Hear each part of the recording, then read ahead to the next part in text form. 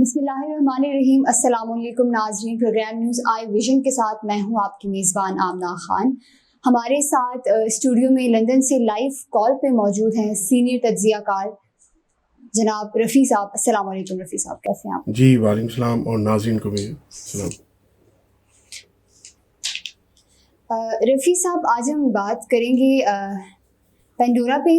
पर आपको पता ही है जैसा कि लिस्ट आई हुई है कि जिनके अकाउंट्स जो हैं वो बाहर के ममालिक में हैं, तो आपको क्या लगता है कि रियासत पे इस चीज़ का कितना असर पड़ेगा और कितना असर अभी तक पड़ा है?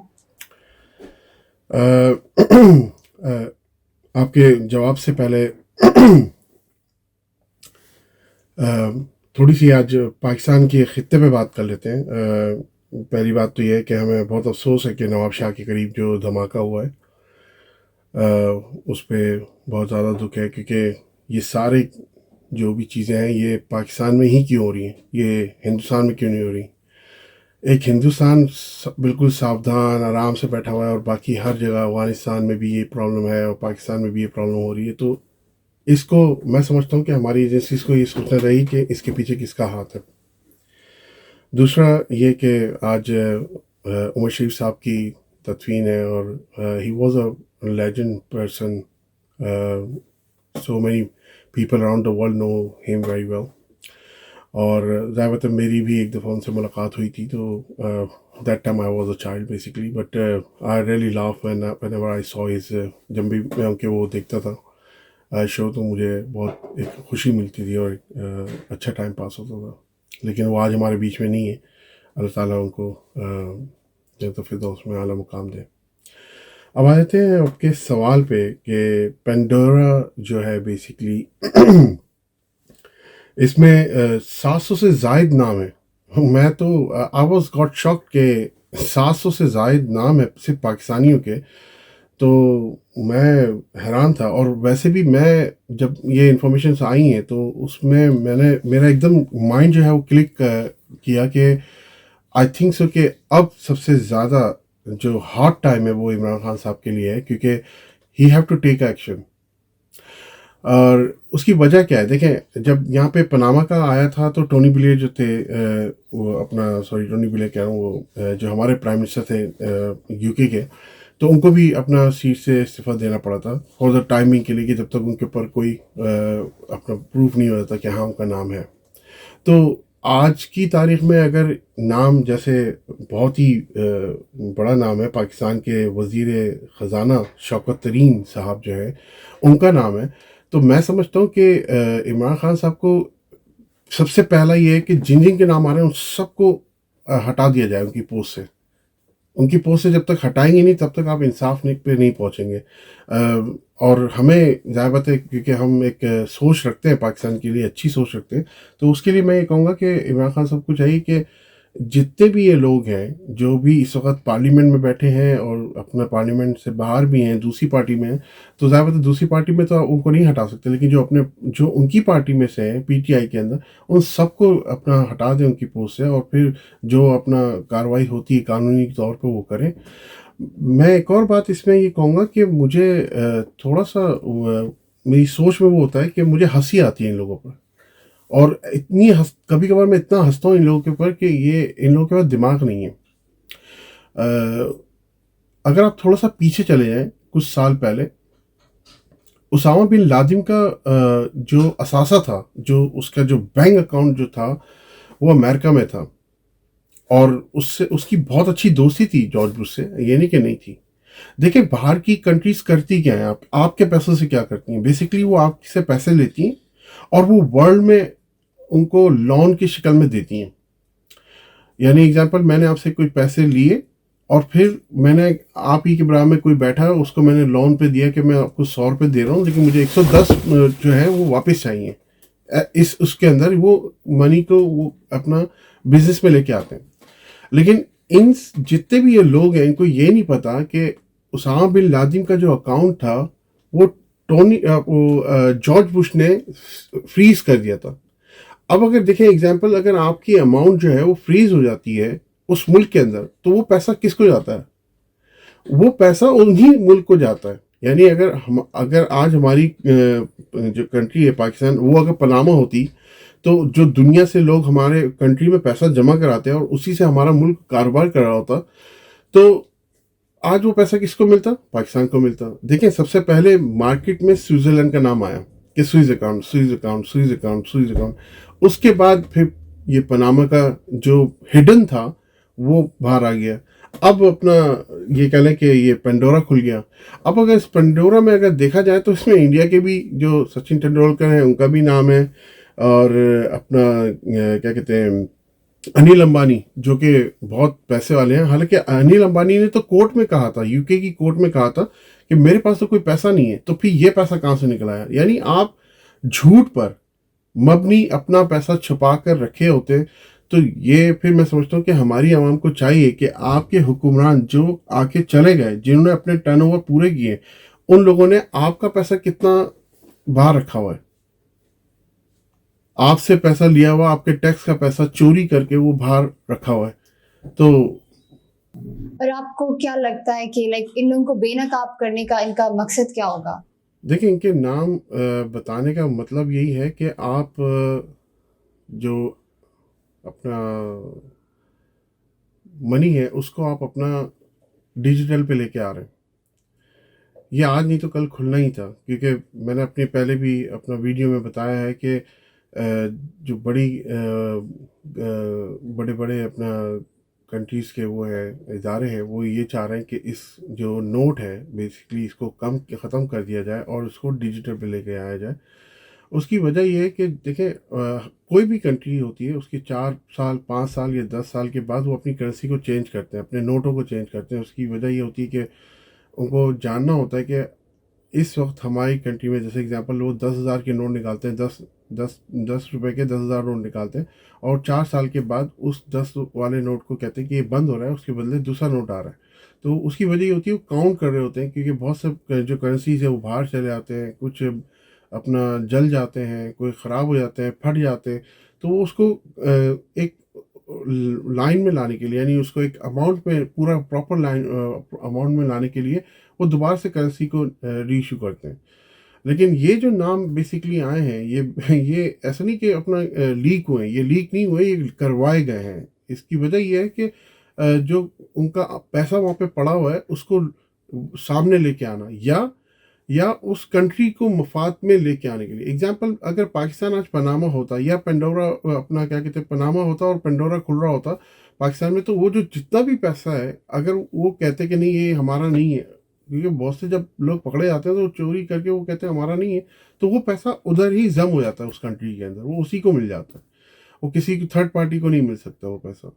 तो ये तो इसीलिए किया गया है कि अपना ये नाम सामने आए ताकि उस पैसे को यूटिलाइज किया जाए, जिनको है उनको दे के, और जो पैसा बचेगा वो हम रख लेंगे। उससे ज़ाहिर बात है, हमने और अगर कोई काम करना होगा तो वो करेंगे। देखिए, वर्ल्ड में अब हर चीज़ चेंज हो रही है, हर चीज़ चेंज हो रही है। अब आप, पहले आपका स्विस जैसे था, फिर अपना पनामा हो गया, अब ये पेंडोरा हो गया। तो आगे भी और मज़ीद कुछ हो सकता है, लेकिन उसके लिए ज़ाहिर बात है जो लोग गलत सोचते होंगे वो करेंगे उसके साथ। मैं ये कहता हूँ कि यानी इमरान खान के लिए बहुत बड़ा चैलेंज है कि जो लोगों के नाम आए उनको फ़ौरन उनको रेस्ट्रिकेट करें, उनको हटाएं और उनकी इन्वेस्टिगेशन करें। और वैसे भी मैं पहले भी अपनी वीडियो में कह चुका हूँ कि आवाम को ये सोचना चाहिए कि इमरान खान कर क्या रहा है। अगर इस वक्त जरदारी या नवाज शरीफ होते तो ये इन बातों को दबा दिया जाता, और कि भाई ठीक है, हम तुम्हारे बंदों को छुपाते हैं, तुम हमारे बंदों को छुपाओ, कोई ये बात नहीं करेगा और इसको लीक नहीं होने दो यहाँ पे। और अगर हो भी गया तो कहेंगे कि भाई एक दो आके अपना बयान दे देंगे, ये गलत है, ये झूठ है, क्योंकि आवाम को तो पता ही नहीं ना, आवाम तो लेक ऑफ एजुकेशन पे चल रही है। सही बात है, सही बात। Thank you. चलिए ठीक है।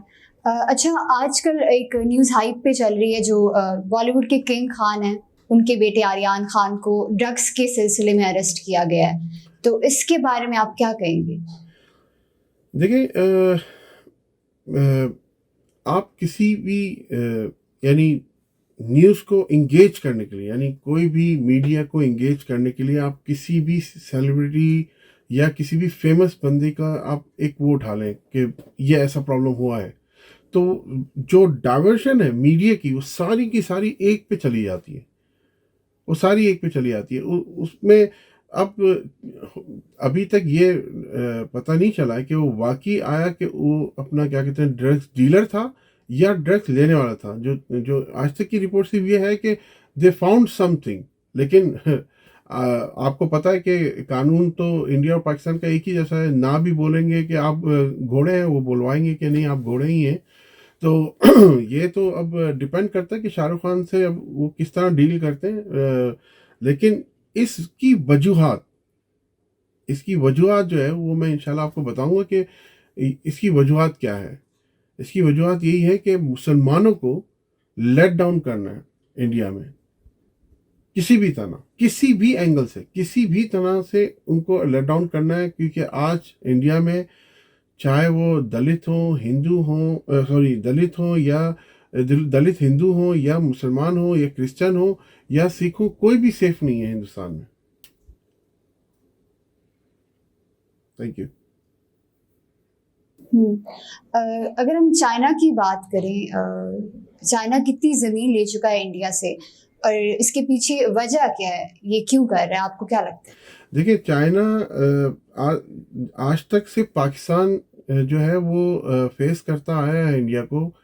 और जिस तरह इंडिया ने कश्मीर पे जुल्म ढाए हैं और अपना लोगों को मारा है, और उस उसकी सोच के तहत आज कश्मीर के अंदर उसने इतने हिंदू भेज दिए हैं कि वो वहाँ अब रहने के बाद अपने आप को कश्मीरी कहते हैं, जबकि वो कश्मीर नहीं है। हालांकि हमारा अगर पाकिस्तान का कश्मीर देखें तो हमें इजाज़त नहीं है कि हम वहाँ जाकर कोई ज़मीन खरीद सकें या दुकान खरीद सकें या कोई कारोबार कर सकें। तो मैं समझता हूँ कि जो हमारी यानी इंटेलिजेंट है, उसने सोचा होगा कि ये तो बाज नहीं आने वाले, ये इनको शायद हम अब किसी और तरीके से इनको इंगेज करते हैं। क्योंकि हमने बहुत समझाया इनको, दोस्ती का भी हाथ बढ़ाया, सब कुछ कर लिया। मुशर्रफ साहब इंडिया होके आ गए, जरदारी साहब होके आ गए, नवाज शरीफ होके आ गए, लेकिन वो एक अपनी ही उस पर रीत पे चल रहे हैं कि नहीं हमें तो कश्मीर चाहिए, बस किसी भी हाल में चाहिए। तो मैं समझता हूँ कि अब चाइना ने जो 350-400 किलोमीटर अंदर आ गया है और जो ज़मीनें उन्होंने ले ली हैं, तो मैं अल्लाह यानी मेरे मुंह में मैं कहूँ कि एक कोई मिठाई खा के कहूँ कि कश्मीर भी अपना चाइना ही आज़ाद करवा के देगा पाकिस्तान। इंशाल्लाह इंशाल्लाह। इंशाल्लाह। नेक्स्ट क्वेश्चन इसी से रिलेटेड है कि इंडिया, आपको क्या लगता है कि इंडिया क्या एक्शन लेगा, क्योंकि साफ साफ नजर आ रहा है कि इंडिया जो है भुगला गया है। देखिए इंडिया के साथ एक मसला नहीं है, इंडिया के साथ एक मसला नहीं है, इंडिया के साथ अब बहुत सारे मसले हो चुके हैं।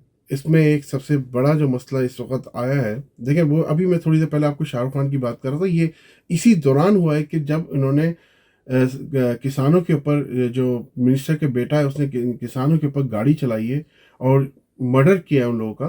तो फौरन उसी टाइम पर ये इन्होंने स्ट्रेटजी बनाई कि किसी भी हाल में मीडिया को डाइवर्ट करे। और देखिए वही पॉइंट आ गया, मैंने थोड़ी देर पहले कहा था आपको, डाइवर्जन मीडिया। बिल्कुल बिल्कुल। ये उसी पॉइंट पे आ रहा है कि जिस वक्त ये हुई है बात कि उसने अपना ड्राइव किया है किसानों के ऊपर, उनको कत्ल किया है, तो उसी वक्त ये एक न्यूज से तवज्जो जी हटाने के लिए बिल्कुल दूसरी न्यूज को ग्लोरीफाई बिल्कुल करते बिल्कुल हैं। किसी भी यानी चीज़ को जैसे एग्जांपल इसको तो हम चलेंगे कह लें कि शाहरुख खान के ऊपर आ गई ये बात, लेकिन हम अपने पाकिस्तान में आ जाते हैं। थोड़ी देर के लिए आप पीछे चले जाएं, मैं आपको एक सेंस, एक लॉजिक की बात बता रहा हूँ। इमरान खान 126 दिन कंटिन्यूसली धरने पे थे। इस दौरान क्या कुछ नहीं हुआ। इस दौरान उनको उतारने के लिए, यानी धरना किसी भी तरह ख़त्म हो जाए, ख़त्म हो जाए, ख़त्म हो जाए, लेकिन नहीं हो रहा था। इस दौरान में जुनैद जमशेद जो है वो ज़ाहिर उनका जहाज़ क्रैश हुआ, लेकिन मैं समझता हूँ कि वो कत्ल था। मेरी नज़र में करवाया होगा किसी ने, कुछ ना कुछ उस जहाज़ के साथ किया है। देखिए अगर इन्वेस्टिगेशन करने वाले बैठे तो वो करेंगे, ज़रूर करेंगे।